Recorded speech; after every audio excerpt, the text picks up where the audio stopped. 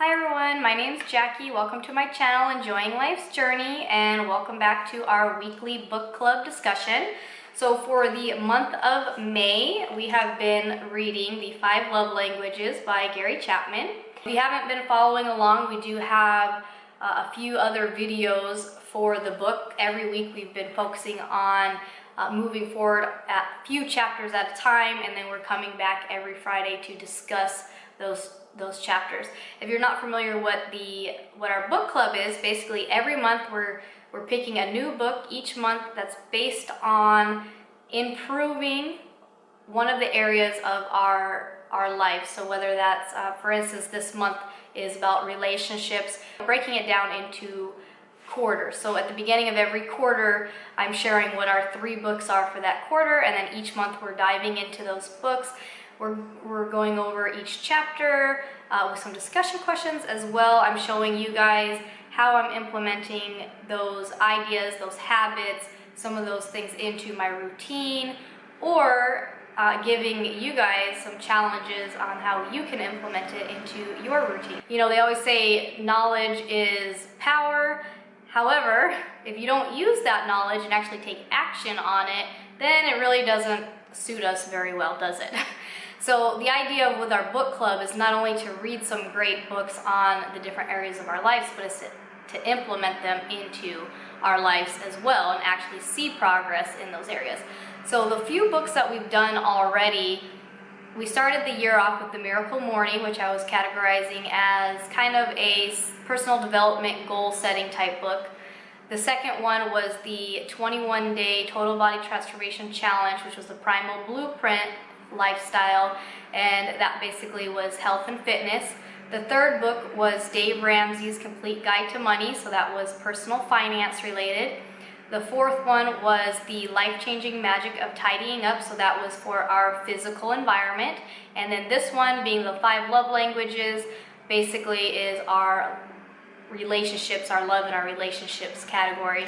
And then next month we'll be doing How to Win Friends and Influence People, which could kind of be categorized as relationships, but I'm categorizing it as career business because I feel those are some good qualities to have to progress, to move up, or within your career, or if you are running a business, or if you're in customer service of any sort. So that's kind of where we're at. So let's jump in. Last week we covered chapters 1 through 3 of the 5 Love Languages, the beginning of the book, so if you want to check that out, I'll leave the link in the description. This week we're going to be doing chapters 4 through 9. And basically those are discussing what the 5 love languages, going into depth of each love language. As well, it gives you a list of ideas, suggestions that you can do if you find out that your spouse is a specific love language. So the idea of the 5 love languages, you're finding out what love language you are, but ultimately is to find out what love language your spouse is and how to show your love to your spouse in their love language.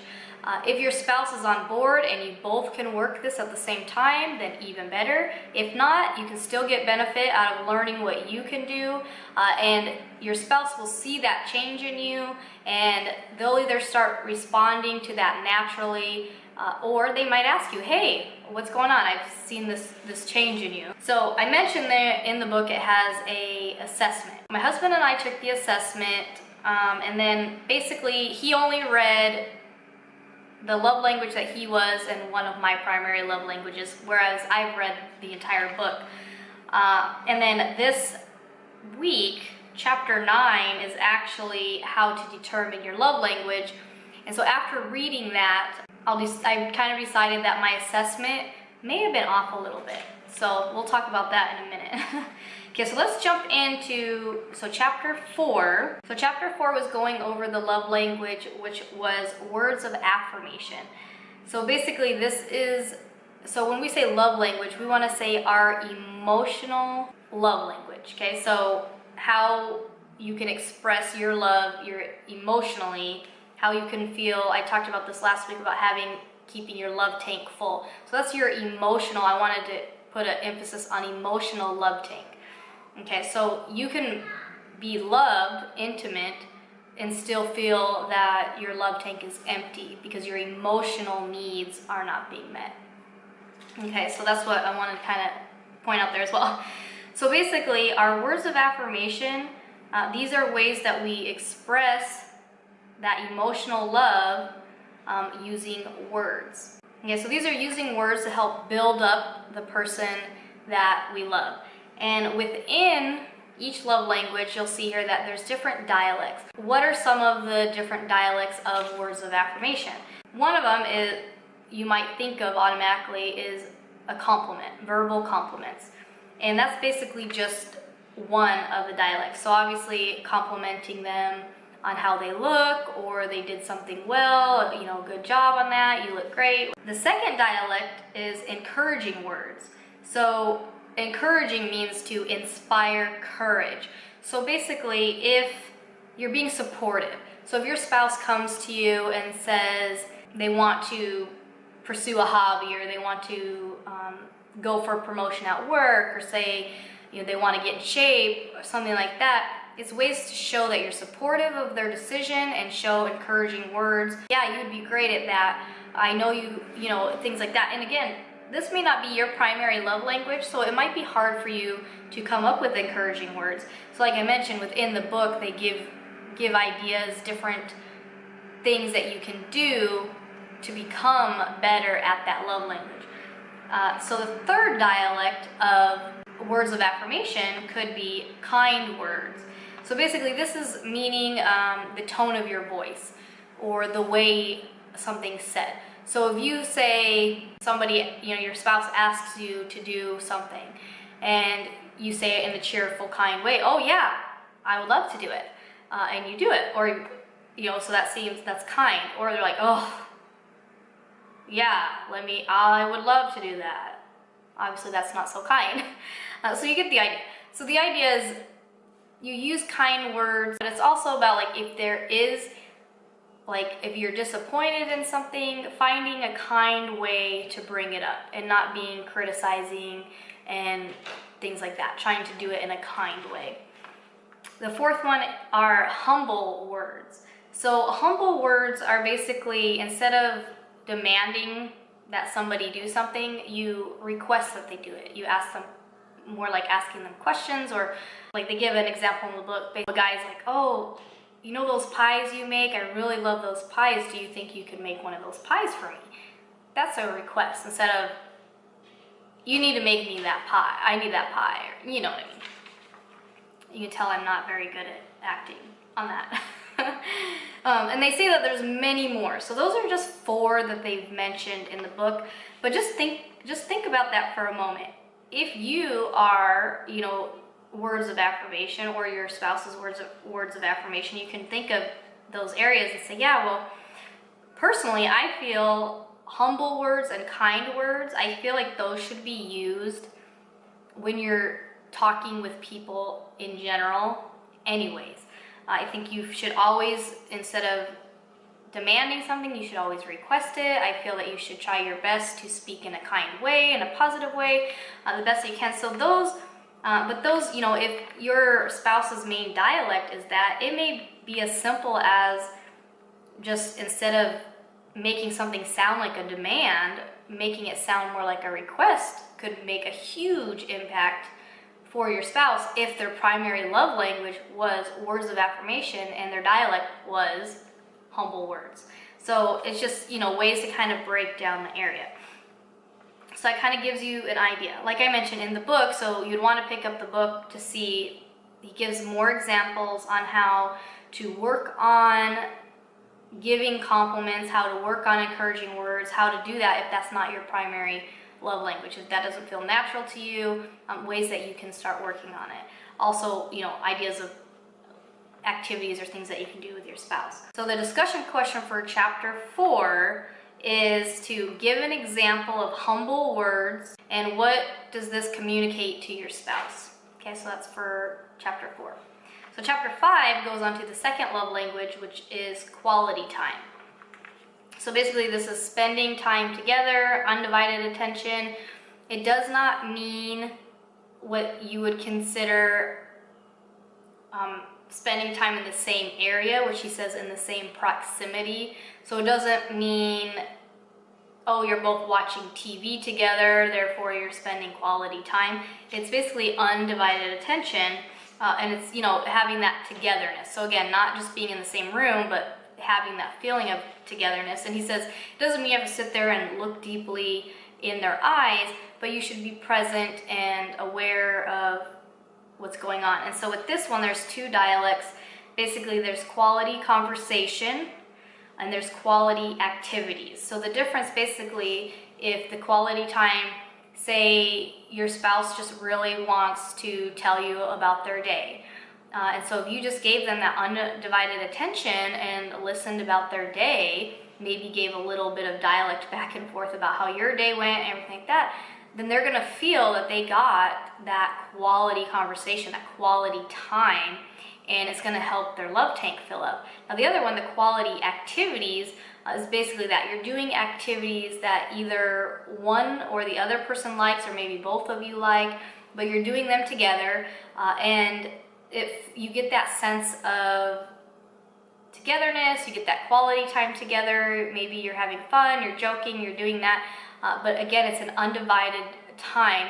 So he mentions in there, you know, say a son is rolling their ball back and forth with their baby, and, or, you know, their kid, and it's undivided. So the attention isn't on the activity, it's not on the ball, but it's on the son. They're having fun, he's laughing, they're having a good time.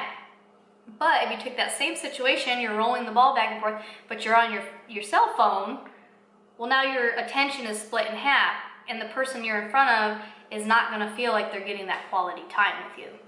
So quality time kind of, it's a little, it doesn't seem as complex, I guess, as words of affirmations, because focus on them, you're paying attention, you're giving them their undivided attention. So I'm a real big fan. Quality time is actually one of my primary love languages. So I do, I prefer, if we are doing something, that cell phones are put away. Like, nothing bothers me more, because that's my primary love language. So to other people, you may not even think about that. So my question, chapter 5, is what is focused attention and what is the goal of it? Okay, so again, if you read the whole chapter, he kind of discusses these in there. Okay, so the third love language is receiving gifts. So basically gift giving. And these, if you think about it, for a lot of people, objects can become symbols of your love. And Gary talks about primarily, or not primarily, but he talks about, for instance, a wedding band. Okay, so for those who their primary love language is gifts, you know, they have that wedding ring, that was a gift, that's a sign of love, that's a symbol of love. They never take it off, and you know, that's what it is. To them, that's their primary love language. Where, you know, say another spouse is like, they take off their ring, because to them the symbol of the gift of the love isn't the same, because that's not their primary love language. And there's kind of two different types of this dialect. The first one is gifts and money. So not every gift has to cost you money. You can pick flowers on, you know, you can pick wildflowers for somebody. You could make them a card. You know, so to people, automatically they think gifts, they think it needs to be this lavish thing and you have to spend all this money to do it. But really, if someone's primary love language is receiving gifts, then to them, that's going to mean everything in the world, no matter how big or small it is.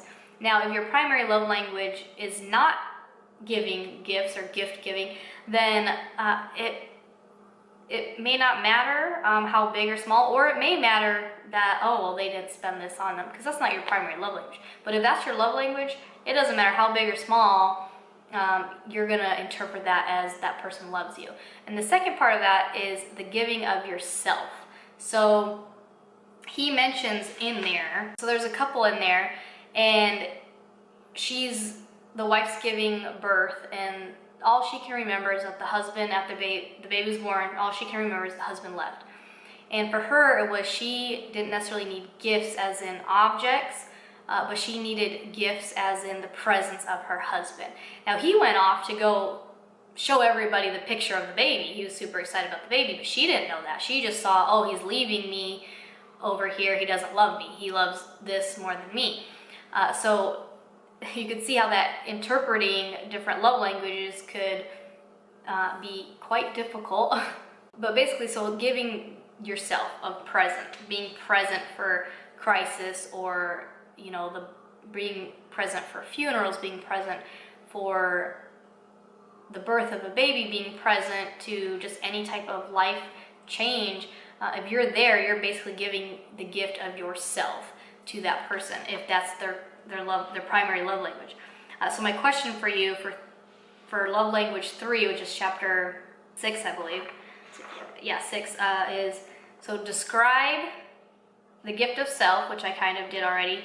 How does the power of presence become a symbol of love? Love language number 4 are acts of service. Okay, so acts of service, basically the different dialects are the type of task that that person might need. So acts of service, basically it's, you're doing something for someone because you know that they would like you to do that. And it could be something as, washing the dishes, washing laundry, helping with the baby, washing the car, mowing the lawn, different things like that. And you might think of those as being like chores. And it might almost be like, well, how could that express, our love for somebody? But to some people, that means a lot. If you just do simple things that show you appreciate them and you help out around the house or things like that, that could show, if that person's primary love language is acts of service, that could show that you truly care about them and you love them. So when you're learning these love languages, you have to have an open mind that the person you're with may be a totally different love language than you are, and it may seem foreign or, just like, wow, I would never think of that as a love language, or I would never even think about that, or it might be like, wow, yeah, you know what, that's totally that person, and that's exactly what it is. But being open to what it is that they need from you. This one you'd have to be able to talk with your spouse and find out where they would like you to help them, where they needed help. If you notice, that they keep what you think is nagging, if they keep nagging you about something, you might want to question why they're nagging you. It might mean that they really just, if you did this one task for them, they would feel loved by you. Then take out the trash or whatever it is. Communication is key. The other thing that they mention on here is don't allow yourself to become a doormat. So for instance, don't take it the wrong way and say, okay, well, my spouse keeps telling me to do all of these random things, that they must, that's their way of telling me that's how I should show them love, or they love me because they want to do that. So there's a fine line, but you need to kind of assess it and determine what's a realistic or unrealistic request from them, and whether it's truly driven on their love language or just because they are taking advantage or treating you a certain way. So you do have to be just cautious of that. So that was actually said in the book, so be cautious of that. Oh yeah, and like I was saying about being open, again, these are about meeting the emotional needs of your spouse. So you might say, how on earth is that showing love? But if that's meeting their emotional need, then if everyone's emotional love tank is full, then that intimacy is going to come naturally. So don't confuse love with just intimacy. How you were raised or what you saw is going to kind of bring in your own beliefs or your own stereotypes of how a relationship will be moving forward.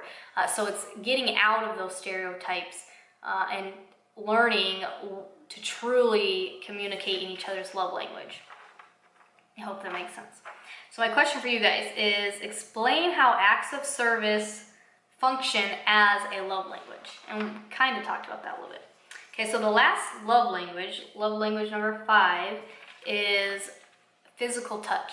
And I mentioned this briefly about not confusing love with just intimacy. However, you might have a spouse whose primary love language is physical touch.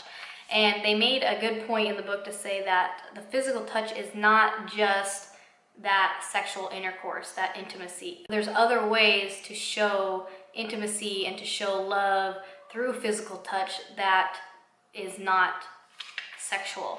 Basically, for instance, a back rub, holding hands, hugging, giving a hug, kissing, rubbing up against them playfully, doing different things like that. So it gives a bunch of examples in there how to express it. The big thing that they mention on there is what might be pleasing to you may not be pleasing to the other person.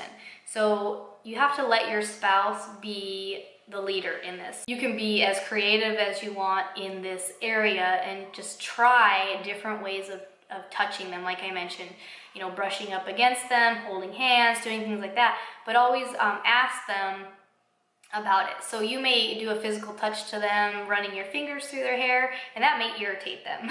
But they may absolutely love holding hands or something like that. So it's, trying new things, but also listening to what your spouse says as far as that. And if they tell you to stop doing something, then you stop doing it and you know not to do it. But they also mention how physical touch is actually really good in a time of crisis. So we tend to hug people when it's a hard time, when, if they're crying, if they need assurance, we tend to do that physical touch as well. So again, physical touch doesn't necessarily have to be sexual or intimate in a way, but it can still show love and respect in other ways. The book, again, they give a bunch of cool, fun ways, things that you can try, things that you can do to show your love. So the question for physical touch is, kind of I've touched about it a little bit, non-sexual physical touch can be a powerful communicator of love during a time of crisis or disappointment. So I want you guys to reflect. This one you don't have to put in the comments below unless you feel you want to share your personal experience. But I want you to just reflect on the time that your spouse gave you reassurance in a physical touch way that was non-sexual, that showed that they loved you, that they cared. And that way you can get an example of what I've been talking about. So the last chapter that we did for the week was how to find out what your primary love language is. And with this one, like I said, I did the assessment, and when I did the assessment, I found out that I had two primary love languages. I had words of affirmation and I had quality time. And my husband had physical touch. So those were ours. You guys, if you want, you can leave in the comments what yours are, what you think yours are. And that's what ours was on the assessment. And the more I read about the individual love languages and I read that section, I basically was like, well, quality time is definitely, I would say, my primary love language. For whatever reason, I tied with words of affirmation, but I definitely receive more and I feel more love when I have that quality time versus a compliment or words of encouragement or things like that. So I kind of, I kind of wanted to reassess that. So within that, it tells you how you can determine what you are. So again, you might know right off the bat, oh, I'm totally this, my spouse is that, no question about it. And you might say, well, I don't have a clue. I don't have a clue what it is. Mine was kind of like I was pretty much knew what we were. So I think that's accurate. However, it talks about how ways to figure it out. So basically, if you think about like yourself, if you're trying to figure out what your love language is or what your spouse is, pay attention to what are you always requesting, what are you complaining about, what do you feel like you're not getting, and that's going to be a good indicator of what your love language is. So if you have, hey, you're not spending any time with me, you're never spending time with me, then might be quality time. If you're saying, oh, you never help out with these chores or do this, well, you might be acts of service. So it's a good indicator. It's just one indicator of what your primary love language is. And they actually mentioned in here a game that you can play with your spouse, and we're going to talk about that on Wednesday because this is something I want you guys to implement and actually try at home. So I'm going to challenge you guys with this on Wednesday. But basically it's one way kind of knowing to learn what you are, but if you already know what you are, it's also a fun game to play to just, I guess, confirm or make sure for sure like that's what you're loving. Great stuff. I really enjoyed reading these love languages. I mentioned this last week that this whole book is really eye-opening to just how people think and how they perceive love. And like I mentioned, you got to be open-minded about all of it, and you have to get rid of stereotypes. And love is a choice. We're going to be reading that next week.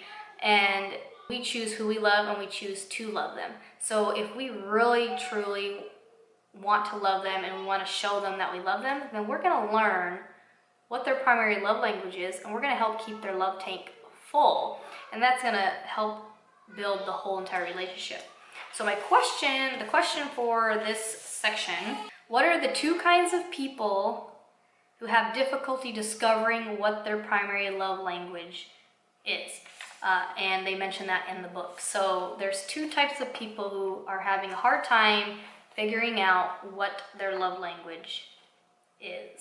So leave me in the comments if you know. Next week, we're going to be finishing out the book, so chapters 10 through 14, I believe. So we're going to finish out the book and have some discussion questions on it. I may address some of the questions, giving some of the answers to some of the questions from this video in that video. So make sure you stay tuned on Friday to finish out the book. As well, join me Wednesday because I have a game, a challenge for you guys at home with your spouse so you can truly find out what each other's love languages are. As always, thanks for watching, and I will see you soon. Bye.